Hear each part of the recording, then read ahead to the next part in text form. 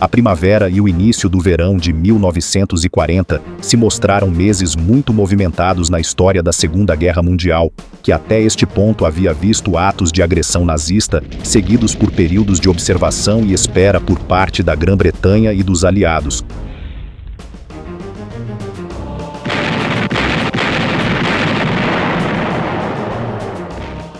Mas em abril e maio, as tropas de Adolf Hitler estavam invadindo a Escandinávia e a Europa, empregando técnicas cada vez mais agressivas para invadir a Noruega e a Dinamarca ao norte, e os Países Baixos e a França mais ao sul.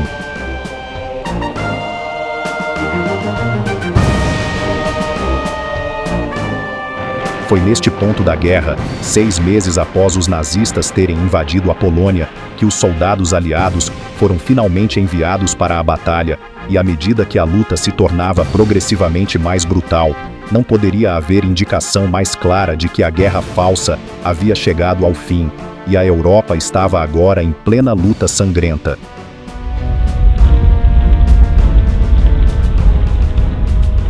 No entanto, para os aliados, os horrores e desgostos deste período também seriam marcados por momentos de glória triunfante. Quando milhares de tropas aliadas foram resgatadas das praias de Dunkirk, no norte da França, enquanto as tropas nazistas se aproximavam cada vez mais e os aviões de Göring, da Luftwaffe, gritavam acima, foi um dos momentos mais inspiradores de toda a guerra.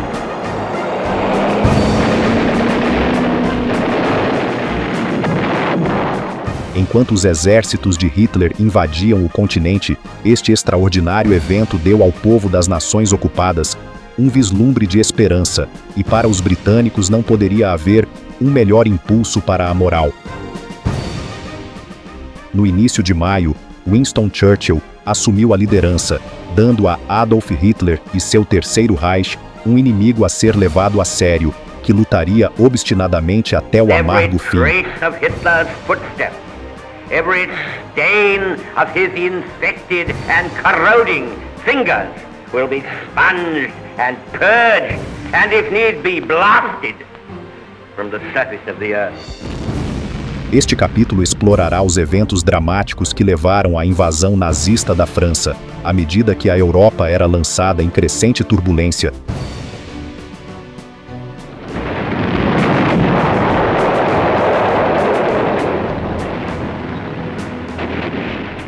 E você entenderá um dos principais pontos de virada da Segunda Guerra Mundial, quando pela primeira vez desde setembro de 1939, os planos de Adolf Hitler foram frustrados. A importância deste evento não pode ser subestimada, pois foi durante este período que o espírito de Dunkirk foi forjado nas chamas do desespero, e foi essa força que, em última análise, salvaria a Grã-Bretanha do gélido abraço do Terceiro Reich e mudaria o curso da história. Em abril de 1940, todos os olhos estavam fixos na Escandinávia, que tinha um grande valor estratégico tanto para as forças aliadas quanto para o eixo do mal de Hitler. O reino da Noruega era especialmente importante para a máquina de guerra nazista, já que 90% do minério de ferro sueco estava sendo enviado para a Alemanha através do porto norueguês de Narvik. Os portos ocidentais da nação também eram de grande valor para os nazistas, oferecendo o potencial para criar bases estratégicas para lançar ataques de submarinos do Mar do Norte e do Atlântico. Este ponto havia sido captado pelo chefe da marinha alemã, o grande almirante Raeder. Reconhecendo a importância da Noruega desde o início, Ele havia argumentado pela ocupação do país logo após o início da guerra, no outono de 1939, e na primavera, a Alemanha havia tornado isso um objetivo. Enquanto isso, de volta à Grã-Bretanha, Chamberlain e o governo ainda estavam tentando evitar a guerra a qualquer custo, e Churchill estava se tornando cada vez mais frustrado com a falta de tentativas para impedir que a Noruega caísse nas mãos nazistas. Cada sugestão que Churchill fazia para apoiar os vizinhos nórdicos da Grã-Bretanha era rejeitada pelo gabinete de Chamberlain, e embora os motivos do primeiro-ministro fossem compreensíveis, Hitler estava se tornando cada vez mais perigoso.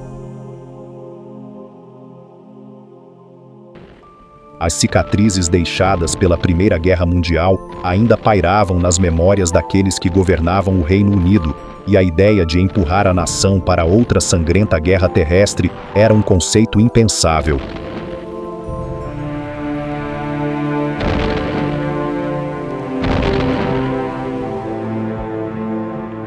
Neville Chamberlain havia sido eleito primeiro-ministro em 1937, em preferência a Churchill e suas preocupações francas sobre a ascensão de Adolf Hitler ao poder na Alemanha. E Chamberlain estava comprometido com a paz, seguindo uma política geral de apaziguamento com o Führer, apesar da crescente beligerância da Alemanha. Não era porque ele simpatizava com a Alemanha, muito pelo contrário.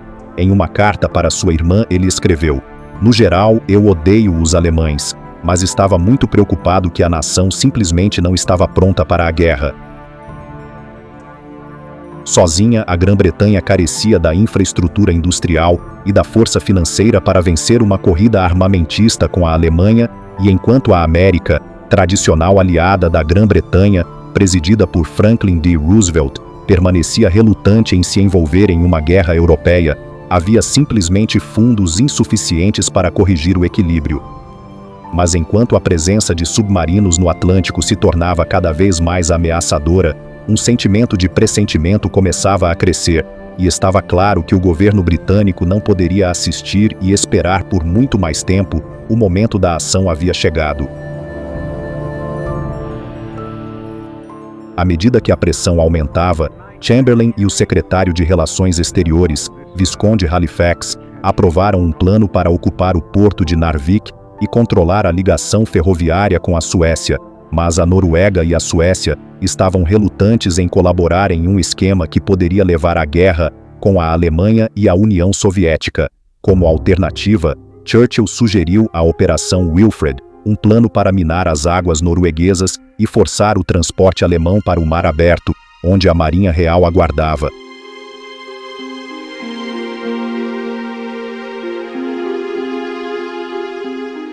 As tropas aliadas poderiam então ser enviadas para ocupar a Noruega, mas o governo rejeitou repetidamente a ideia.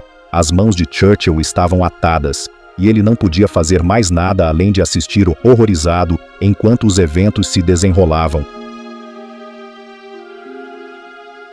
Enquanto isso, Hitler havia passado seu tempo durante a Guerra Falsa de forma muito sábia, elaborando planos para dominar a Europa, e, enquanto os aliados hesitavam, suas forças nazistas estavam prontas para atacar. Em abril, navios de guerra, força aérea e exércitos estavam prontos para invadir não apenas a Noruega, mas também sua vizinha Dinamarca, que se provaria um valioso ponto de apoio para operações. A cautela de Chamberlain havia dado ao líder nazista o espaço de manobra que ele precisava, e quando a Operação Wilfred foi finalmente aprovada e os britânicos começaram a minar as águas norueguesas em 8 de abril, já era tarde demais. Com total desrespeito pelo pacto de não agressão assinado com a neutra Dinamarca, apenas um ano antes, às 4h15 da manhã, em 9 de abril de 1940, as forças alemãs marcharam. Dentro de 3 horas após ameaças de bombardear Copenhague, o governo dinamarquês se rendeu e a ocupação foi tão repentina que a maioria dos dinamarqueses não tinha ideia de que seu país havia sido invadido. E enquanto isso, o general Falkenhorst de Hitler, com o 21º Corpo de Exército, já estava a caminho de invadir a Noruega. A força de invasão inicial da Alemanha, transportada por vários grupos de navios, planejava atacar simultaneamente 6 portos noruegueses, incluindo Oslo, Narvik e Trondheim. À medida que os navios de defesa costeira noruegueses eram torpedeados, as forças aerotransportadas alemãs pousaram nas principais cidades do país, realizando o primeiro ataque de paraquedistas da história. Em 24 horas, a maioria das cidades e vilas norueguesas estrategicamente importantes estava nas mãos nazistas. Melhor tarde do que nunca, a Marinha Real da Grã-Bretanha chegou para combater as forças navais alemãs 2 dias após o início da invasão, mas seus esforços foram fúteis. Era tarde demais.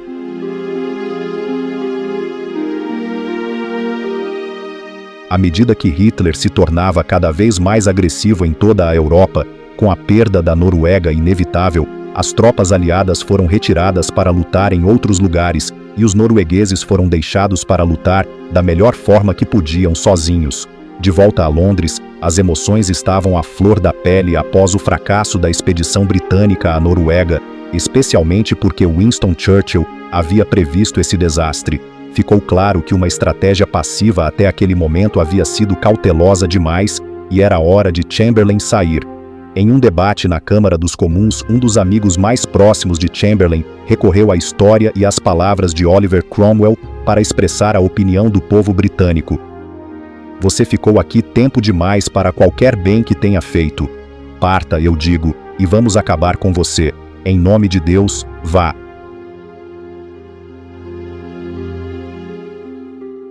Com honra e dignidade, Chamberlain aceitou seu destino e renunciou, mas agora um líder alternativo tinha que ser encontrado, alguém que não tivesse medo de liderar a nação através de outra guerra mundial. O político conservador Anthony Eden era um possível candidato, mas com apenas 43 anos, era considerado jovem demais. Outra opção era o Visconde Halifax, um político conservador sênior, o secretário de Relações Exteriores, e a escolha de Chamberlain como substituto, mas a perspectiva de comandar uma coalizão em tempos de guerra não agradava ao cansado Halifax. Por um processo de eliminação, o único candidato possível a primeiro-ministro era Winston Churchill, o primeiro Lorde do Almirantado, cuja reputação temível e análise correta do que Hitler faria a seguir melhoraram dramaticamente o moral britânico. Winston Churchill assumiu o cargo em 10 de maio de 1940, e enquanto um novo governo de coalizão era rapidamente formado, Adolf Hitler teria plena consciência de que Churchill seria um adversário muito mais difícil do que Chamberlain. A Guerra Falsa havia dado a Hitler a vantagem sem dúvida, e Churchill rapidamente se pôs a trabalhar para corrigir o equilíbrio. No entanto, ninguém, nem mesmo Churchill, poderia ter previsto quão rapidamente o novo primeiro-ministro teria que se afirmar. Por enquanto, Hitler estava trabalhando para a invasão da França, uma nação que ele havia aprendido a odiar após suas experiências como soldado durante a Primeira Guerra Mundial. As mentes militares alemãs mais brilhantes foram reunidas para elaborar o plano de ataque definitivo para alcançar a ocupação dos Países Baixos e do norte da França. Descrito como Fall Gelb, o marechal de campo Erich von Manstein elaborou uma operação altamente elaborada, que seria mais tarde descrita por Winston Churchill como a técnica do corte de foice. Usando 3 grupos de exército A, B e C, os nazistas avançariam pelos Países Baixos e pela França, utilizando grande engenhosidade militar para romper a linha aliada em 2, prendendo as tropas inimigas nas praias francesas em Dunkirk. O grupo de exército B seria liderado pelo marechal de campo Feder von Bock, e suas ordens eram simular um ataque através da Bélgica e dos Países Baixos, neutros para atrair o maior número possível de tropas aliadas para o norte. O grupo C tinha a tarefa de atacar a França ao longo da linha defensiva de Maginot, mantendo as tropas aliadas totalmente engajadas.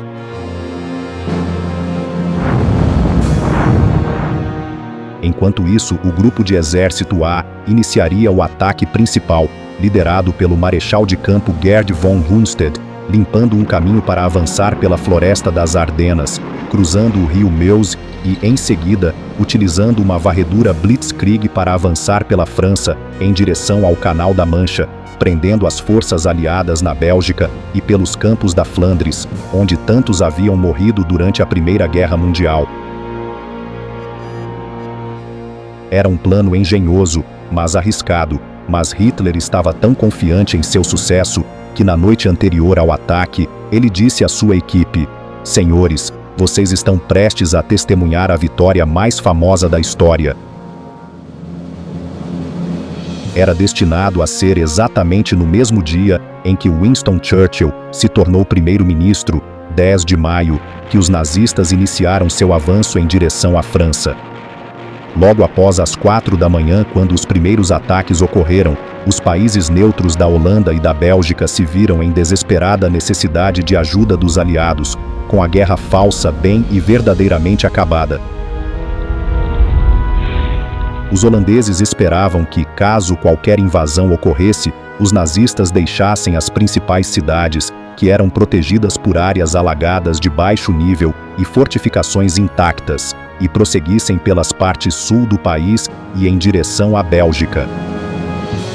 No entanto, Hermann Göring, o comandante da Força Aérea da Alemanha, a Luftwaffe, estava determinado a capturar os aeródromos ocidentais holandeses, temendo que os britânicos pudessem tomar o controle deles, criando uma base a partir da qual a RAF poderia atacar a pátria.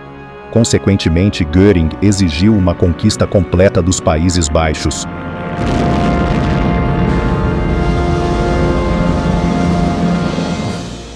Embora mal armados com artilharia, dependendo de obuses e metralhadoras que datavam da Primeira Guerra Mundial, os holandeses lutaram bravamente e de forma eficiente contra os modernos tanques e armas do exército alemão. Mas Hitler estava determinado que toda resistência deveria ser esmagada, e à medida que suas divisões de tanques Panzer se reuniam do lado de fora de Roterdã, a segunda maior cidade da Holanda, a nação recebeu um ultimato: se rendessem, suas cidades seriam poupadas.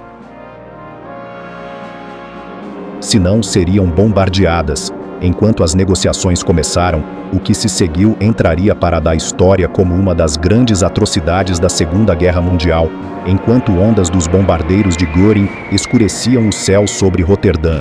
O bombardeio que se seguiu arrancou o coração da cidade, tornando 80.000 pessoas sem teto e deixando uma paisagem plana e desolada em seu rastro.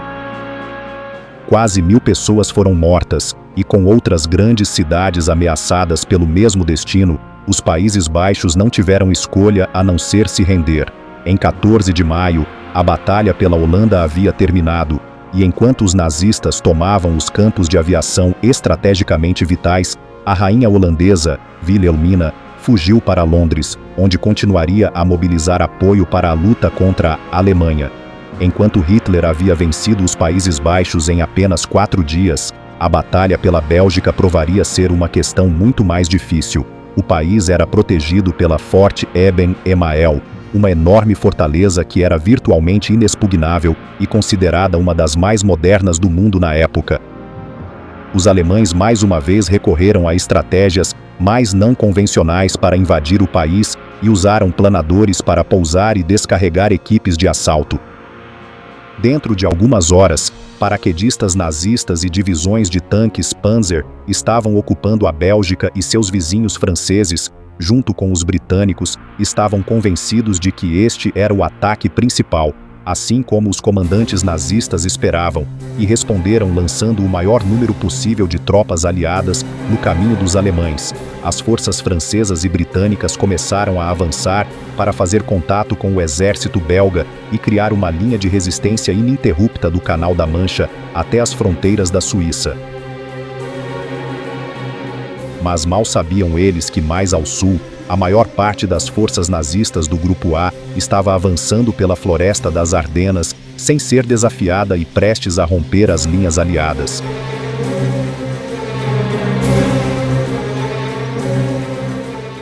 De volta a Londres, Winston Churchill e o governo assistiam aos eventos se desenrolarem com crescente preocupação.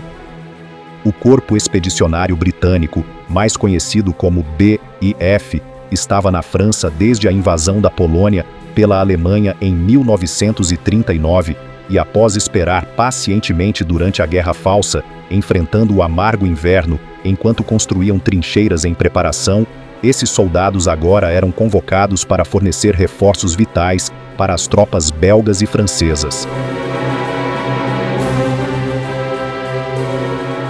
À medida que o BEF entrava na Bélgica em milhares, eles receberam uma recepção tremenda, mas à medida que a Holanda caía e as tropas nazistas rompiam todas as linhas de defesa, Churchill podia ver a difícil luta que aguardava os soldados do BF. A situação, no entanto, era mais grave do que o primeiro-ministro britânico poderia imaginar. O exército nazista avançando pelas Ardenas era composto por divisões lideradas por alguns dos maiores generais da Alemanha, notavelmente Erwin Rommel e Heinz Guderian. Este último foi um dos primeiros a desenvolver e defender os princípios inovadores do Blitzkrieg,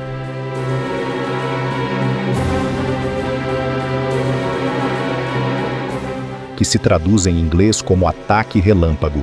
Essa técnica era uma nova forma revolucionária de guerra, usando forças mecanizadas para perfurar uma pequena seção da linha de frente inimiga antes de prosseguir, sem se preocupar com seus flancos. Guderian acreditava que o tanque era a arma decisiva da guerra e afirmou que, em sua opinião, se os tanques tivessem sucesso, a vitória seguiria. A estratégia de Guderian durante a invasão da França provaria ser um grande sucesso, mas apesar das impressionantes manobras nazistas, os aliados ainda tinham muitas oportunidades valiosas para frustrar os alemães. No entanto, eles falharam em aproveitar as chances que tiveram, deixando Hitler em ascensão, enquanto suas tropas pareciam cada vez mais invencíveis à medida que os dias passavam.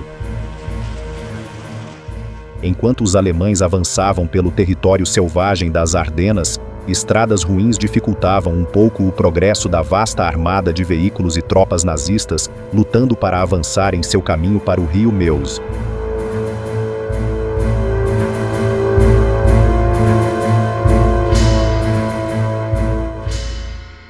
O Meuse era uma das maiores linhas defensivas protegendo os franceses da invasão, formando uma barreira natural entre a França, a Bélgica e a Holanda, fluindo por mais de 500 milhas. Era vital que essa linha fosse defendida a qualquer custo.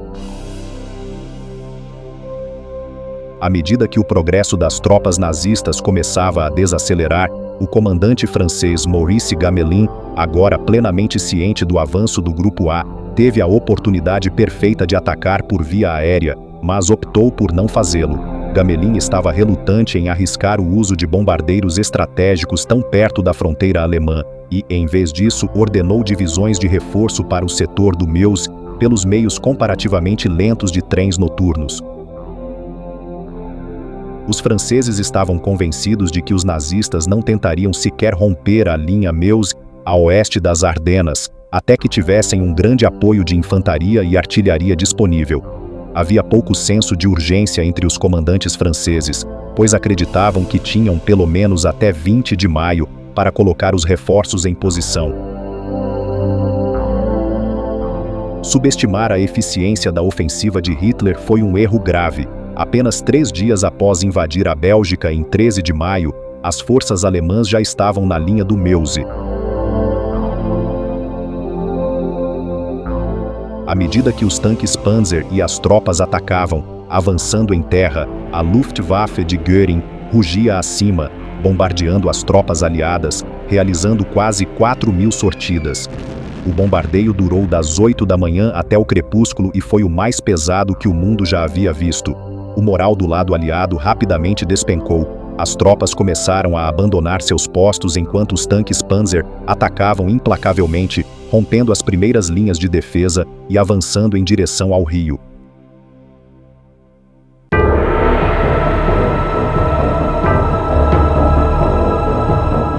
Antes que muito tempo passasse, os nazistas haviam feito progressos consideráveis, empurrando cerca de 5 milhas para dentro das defesas francesas. Às 7 horas daquela noite, enquanto rumores falsos se espalhavam entre os soldados em fuga de que os tanques alemães já estavam atrás deles, as tropas restantes que defendiam a linha também fugiram.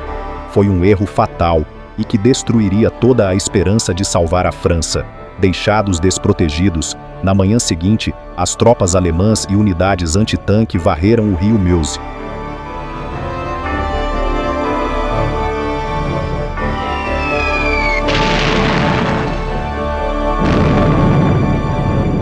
Embora as forças aliadas tentassem desesperadamente destruir as pontes com ataques aéreos para impedir o avanço nazista, os aviões de caça alemães lutaram ferozmente e, junto com as armas antiaéreas, derrubaram cerca de 90 bombardeiros aliados em apenas um dia.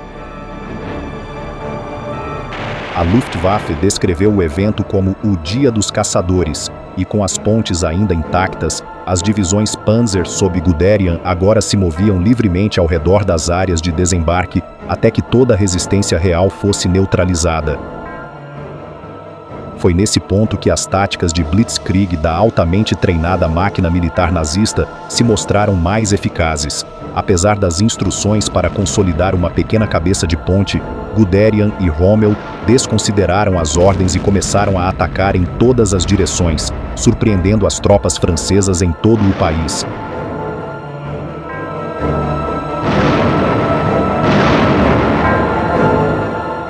À medida que os Panzers de Rommel avançavam cada vez mais fundo na França, tornou-se virtualmente impossível até mesmo para o alto comando alemão determinar sua localização, e eles ficaram conhecidos como a Divisão Fantasma. Este foi o Blitzkrieg em sua forma mais imprudente, irritando muitos dos comandantes nazistas, mas o progresso rápido era inegável. Em 17 de maio, Rommel havia capturado 10.000 prisioneiros aliados e perdido apenas 36 de seus próprios homens.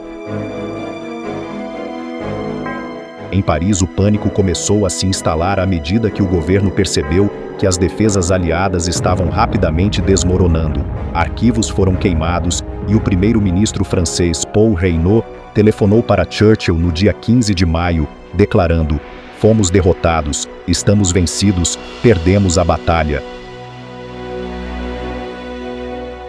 Churchill correu para Paris no dia seguinte e, quando perguntou a Reynaud onde estava a reserva estratégica que havia salvado Paris na Primeira Guerra Mundial, o devastado primeiro-ministro francês confessou: "Não há nenhuma. Parecia que a França estava condenada." Enquanto o governo da França estava mergulhado na desordem, um futuro líder francês começava a se destacar. O general Charles de Gaulle rapidamente reuniu forças para um contra-ataque e foi um dos poucos sucessos positivos para a nação sitiada, mas não foi suficiente para repelir o avanço alemão. No entanto, apesar da incapacidade de Gaulle de salvar o país, a corajosa tentativa o veria promovido ao cargo de brigadeiro-general e ele se tornaria um ícone para os franceses livres a partir de então. Mesmo quando o Terceiro Reich tinha grande parte da nação sob seu domínio, o general de Gaulle continuaria a inspirar a resistência francesa a lutar pela liberdade a partir da base em Londres que ocupou após fugir da França. Enquanto os alemães avançavam cada vez mais, em 17 de maio, as forças de Rommel e Guderian se encontraram em uma posição perigosa. Os tanques estavam com pouca gasolina, as tropas estavam exaustas e, após a rápida investida na França sem esperar por apoio, suas flancos estavam agora desprotegidos. O avanço nazista desacelerou completamente, dando aos franceses uma oportunidade de ouro para atacar, mas mais uma vez eles falharam em agir. O corpo de Panzers teve o luxo de tempo para reparar tanques, comer, dormir e até se barbear e tomar banho.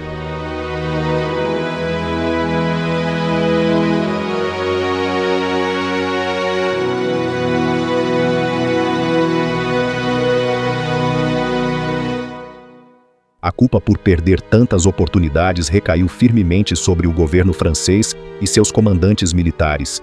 Desde o Tratado de Versalhes em 1919, após o fim da Primeira Guerra Mundial, o governo francês esperava que os dias de belicismo da Alemanha tivessem acabado.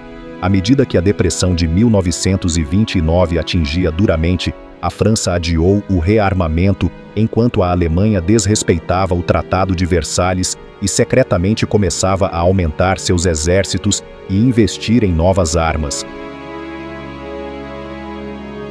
Agora, enquanto os nazistas invadiam a França, com suas forças altamente equipadas, os franceses careciam de praticamente tudo, desde tanques modernos até armas leves e até roupas. Mal preparados e mal liderados, muitos dos homens de combate estavam agora convencidos de que a derrota era iminente. Enquanto isso, uma vez recuperados, os panzers começaram a avançar em direção à costa, e o avanço se tornou mais intenso do que nunca. Usando ataques integrados de terra e ar, a força aterrorizante da investida nazista destruía tudo em seu caminho, enquanto milhares de refugiados começavam a fugir do país em vez de viver sob a ocupação alemã. Mas para os aliados, o pior ainda estava por vir. No norte, eles estavam agora sendo cercados sem nenhuma rota de escape possível. A situação era desastrosa. Em vez de uma linha franco-anglo-belga contendo o ataque nazista, havia agora uma linha alemã se estendendo da Alemanha até o mar, cortando literalmente as forças aliadas em dois.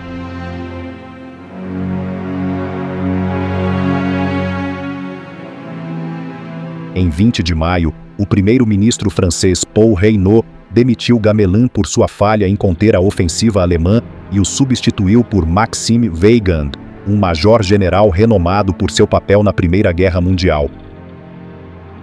Mas nem mesmo Weygand seria capaz de reunir as forças necessárias para deter o avanço. Vendo que a situação se tornava cada vez mais desesperadora, Lord Gort, o comandante-chefe do BEF, ordenou uma retirada em direção ao canal no dia 23 de maio, esperando que as tropas pudessem ser evacuadas. Enquanto os nazistas bloqueavam Calais e Boulogne, Dunkirk, a apenas 6 milhas da fronteira belga, era agora um dos últimos grandes portos disponíveis para os aliados. Forças britânicas, belgas e francesas dirigiram-se para suas praias, mas à medida que as tropas de Guderian avançavam, os aliados estavam sendo cercados e, antes que muito tempo passasse, 300.000 homens estavam presos com nada além do mar à sua frente e o inimigo atrás deles. Um desastre em escala épica estava agora se formando, enquanto Churchill e a Marinha Britânica enfrentavam a dura realidade de que simplesmente não havia barcos suficientes para resgatar o número de soldados que aumentava constantemente nas praias de Dunkirk. O máximo que podiam esperar salvar seria cerca de 45.000 homens, deixando 255.000 militares aliados ativos à mercê dos alemães.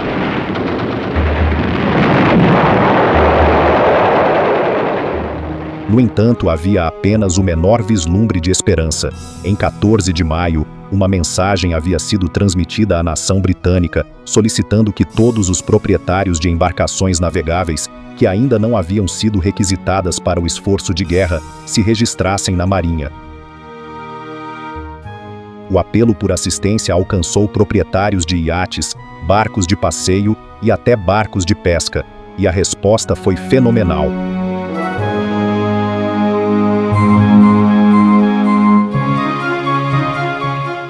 Logo, uma enorme frota civil estava em espera, algumas manobradas por voluntários treinados, outras capitaneadas por seus proprietários e todas prontas para cruzar o canal e navegar para a Batalha da França e salvar o maior número possível de soldados aliados.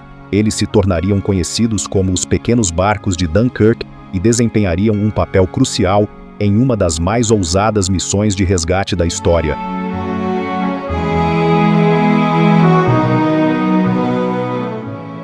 Agora, cabia ao vice-almirante Bertrand Ramsay, que estava encarregado da defesa da área de Dover das operações britânicas e da proteção do tráfego militar através do canal, finalizar os planos, que foram codificados como Operação Dynamo. Este foi um imenso desafio, e a equipe trabalhou dia e noite, em túneis subterrâneos profundos, sob o castelo de Dover, para finalizar cada detalhe. Em 26 de maio, a operação estava pronta para ser lançada, e a vasta frota partiu em direção à França.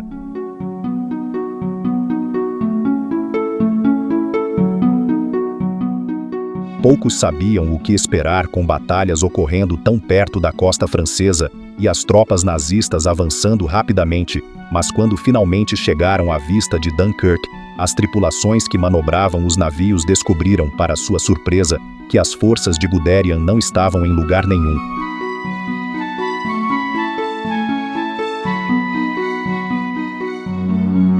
Até onde a costa se estendia, milhares e milhares de tropas aliadas, ainda intocadas pela investida nazista, estavam sentadas pacientemente esperando que a ajuda chegasse.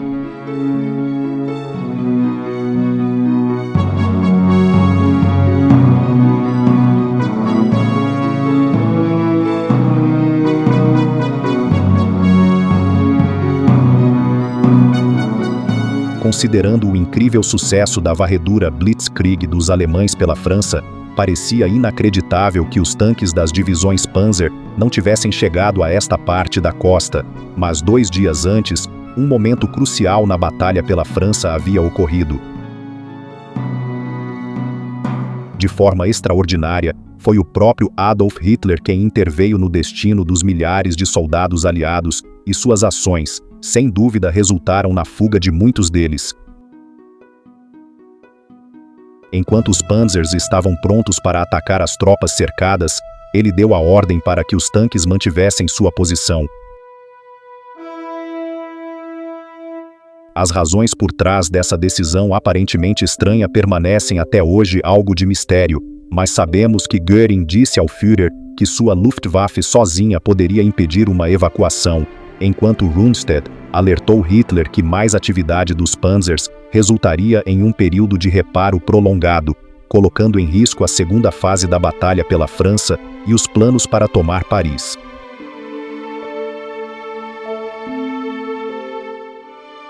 Há também outra teoria, no entanto, a saber, que Hitler não queria uma guerra com a Grã-Bretanha e ainda esperava poder negociar um acordo com Churchill, que após a conquista da França, lhe permitiria concentrar sua energia na Rússia e na frente oriental. Enquanto isso, enquanto os nazistas esperavam, os navios britânicos navegaram mais perto da costa francesa e a evacuação em massa começou. As tropas se aventuraram profundamente na água para encontrar as equipes de resgate e se embarcar em segurança. Milhares e milhares de homens agora se alinhavam nas praias e esperavam pacientemente que os navios os levassem embora. Filas ordenadas se formaram para os barcos, e mesmo sabendo que talvez nunca conseguissem sair das praias, ainda assim esperavam sua vez.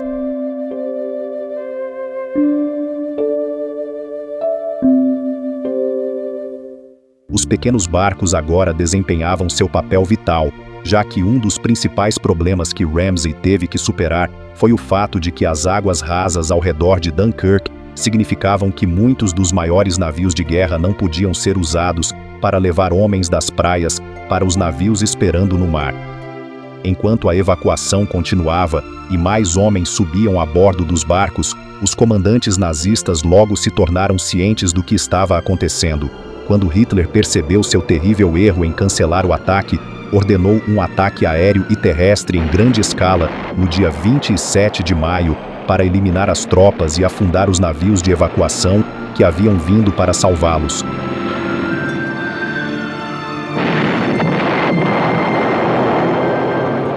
A RAF rapidamente voou para proteger os barcos e as tropas no chão, e o ar se tornou uma massa de aviões em mergulho enquanto lutavam arduamente para combater o ataque implacável realizado pela Luftwaffe.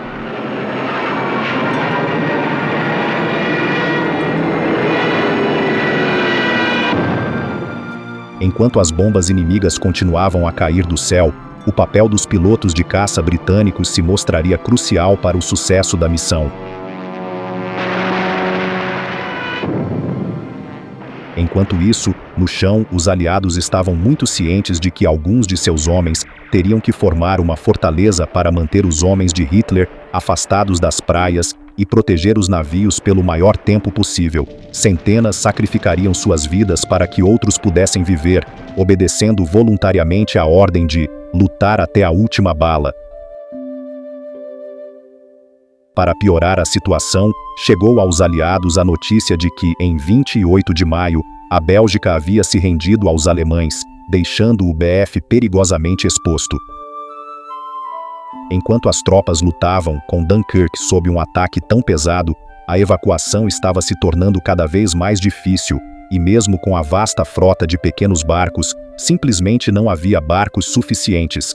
Nas primeiras 48 horas da evacuação, apenas 8.000 soldados haviam sido salvos das praias francesas. Logo, Dunkirk estava envolta em nuvens de fumaça negra subindo do intenso bombardeio, mas apesar dos melhores esforços dos nazistas para tomar o controle, os soldados aliados, protegendo as praias, se enterraram ainda mais, mantendo o inimigo à distância. À medida que as notícias do que estava acontecendo chegavam à Grã-Bretanha, mais barcos se juntaram à missão de resgate para tentar ajudar, e de iates e botes salva-vidas a vapores de férias, cada vez mais embarcações navegáveis começaram a se dirigir à costa dilacerada pela batalha. Assim que as tropas resgatadas foram deixadas em segurança no solo britânico pela primeira onda de pequenos barcos, muitos dos barcos simplesmente viraram e voltaram para a França novamente, para resgatar mais homens. Enquanto os canhões alemães continuavam a disparar, em 29 de maio, 19.000 soldados foram resgatados das praias. O moral agora estava subindo constantemente entre as tropas aliadas na França, e apenas um dia depois, enquanto os homens que voltavam para a Grã-Bretanha eram contados, o número total de tropas resgatadas havia subido para 47.000. À medida que o ânimo entre os britânicos e franceses melhorava, o clima também começou a desempenhar um papel em ajudar a evacuação. No quarto dia da Operação Dynamo, uma densa neblina caiu e envolveu o canal. Agora era praticamente impossível para a Luftwaffe continuar o ataque, e seus aviões ficaram no chão enquanto os aliados lutavam em direção aos navios que os esperavam. À medida que a evacuação chegava ao fim em 4 de junho e o último barco deixava as praias da França, mais de 330.000 homens haviam sido salvos, e apesar das probabilidades pesadamente contra eles, apenas 2.000 servicemen aliados haviam sido perdidos nas praias durante toda a operação. Foi uma conquista incrível para os aliados, e até os comandantes nazistas ficaram impressionados. Erwin Rommel elogiou a resistência firme das forças aliadas, apesar do fato de estarem mal equipadas e terem pouca munição para grande parte da luta. Para a Alemanha nazista, no entanto, a falha em capturar rapidamente Dunkirk e destruir o corpo expedicionário britânico foi um dos maiores erros que cometeriam no teatro ocidental da guerra. Eles podem ter vencido a Batalha de Dunkirk, mas os erros que cometeram custariam caro nos meses e anos seguintes. Do outro lado do canal, à medida que as tropas aliadas chegavam à costa sul da Inglaterra, a próxima fase da operação foi iniciada, pois os soldados precisavam ser realocados o mais rápido possível. As estações de trem rapidamente se encheram com os soldados, esperando voltar para casa e ver seus entes queridos, antes de serem designados para novas funções. Centenas de voluntários trabalharam dia e noite para garantir que os soldados estivessem confortáveis, e eles foram recebidos em casa como heróis que retornavam, enquanto a nação mostrava sua gratidão aos homens que sobreviveram para lutar mais um dia. Enquanto a Grã-Bretanha se alegrava com o retorno de seus soldados cansados de batalha, Churchill elogiou o resultado da evacuação de Dunkirk como um milagre de libertação, mas também teve um aviso para o público: devemos ter muito cuidado para não atribuir a essa libertação os atributos de uma vitória. Guerras não são vencidas por evacuações. Valiosa artilharia e armas haviam sido perdidas nas praias e estradas da França. o que resultaria em uma dependência ainda maior dos Estados Unidos ao longo da guerra. Além disso, muitos dos soldados aliados que haviam sido deixados para trás agora eram prisioneiros de guerra. E de volta à França, o clima era compreensivelmente sombrio. Após a evacuação em Dunkirk, o general Weygand estava em uma posição difícil. A França havia perdido suas forças mais fortes e modernas no norte, bem como suas melhores formações blindadas e armamento pesado. Seu efetivo estava esgotado e com uma frente a defender do canal até Sedan, sem, como percebiam, qualquer apoio aliado, muitos líderes franceses perderam a esperança abertamente. Para eles, Dunkirk havia sido um abandono.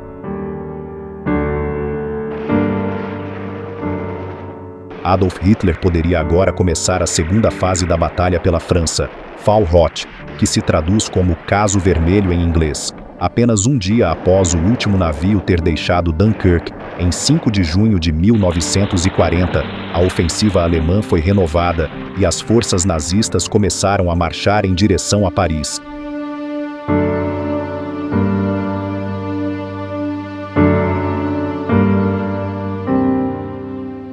Sem o apoio da Força Aérea Britânica, a resistência aérea francesa logo colapsou e, enquanto a Alemanha desfrutava de total supremacia aérea em todo o país, o governo francês fugiu, declarando Paris uma cidade aberta.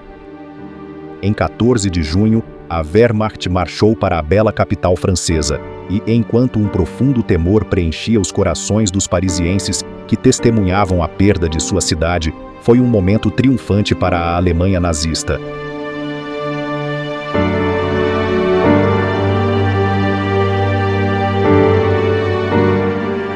Esta era a joia da coroa europeia para Adolf Hitler e um dos momentos decisivos que ele esperava.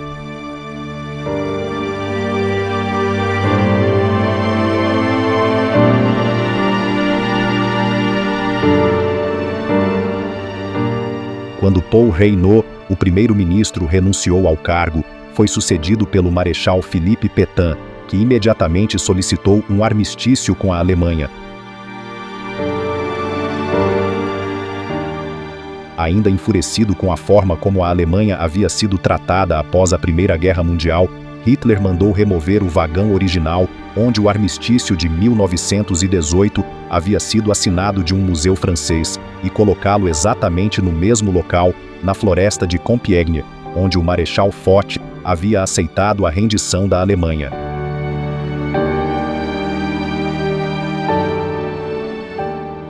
Em 22 de junho, Hitler sentou-se na cadeira onde o comandante francês Foch havia completado a humilhação da Alemanha mais de 2 décadas antes, mas após ouvir apenas o preâmbulo, desdenhosamente deixou o resto para seu chefe de Estado-Maior, General Keitel.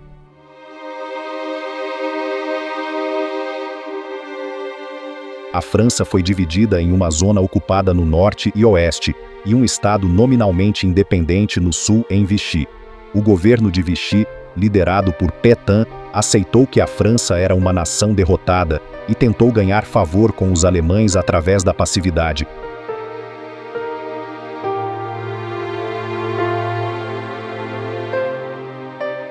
Enquanto Hitler avidamente se apoderava do território francês, um novo jogador havia se juntado ao teatro de guerra. Benito Mussolini, o líder da Itália fascista, declarou guerra à França e à Grã-Bretanha em 10 de junho e logo começaria a pressionar as tropas britânicas baseadas no norte da África.